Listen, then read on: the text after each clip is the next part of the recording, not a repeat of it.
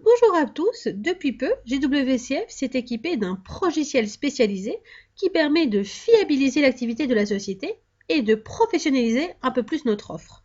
Cet investissement lourd nous permet de répondre encore un peu mieux aux exigences de la réforme de la formation professionnelle et facilitera l'obtention de la certification OPQF par GWCF, cautionnant notre mode opératoire, notre rigueur organisationnelle et notre professionnalisme.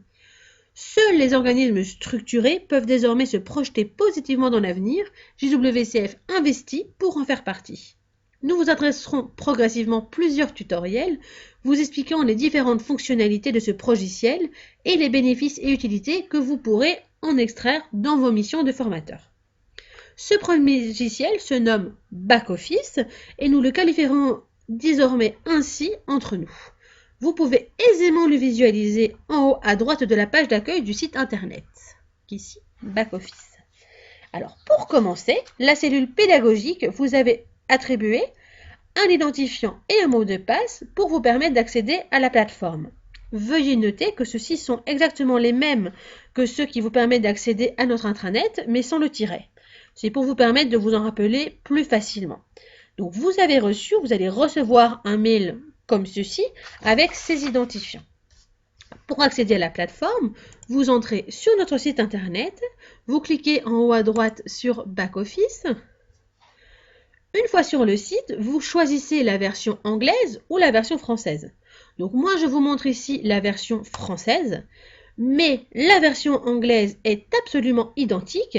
Le programme est fait de telle sorte que si vous travaillez avec la version anglaise et éditez un document, un rapport de nombre d'heures réalisé par exemple, nous avons accès en parallèle aux documents identiques mais en français. Donc, vous rentrez l'identifiant et le mot de passe. Si vous cochez ici la petite case de mémoriser, vous ne devrez plus rentrer vos identifiants la prochaine fois que vous voudrez accéder à la plateforme. Et vous arrivez donc à notre page d'accueil.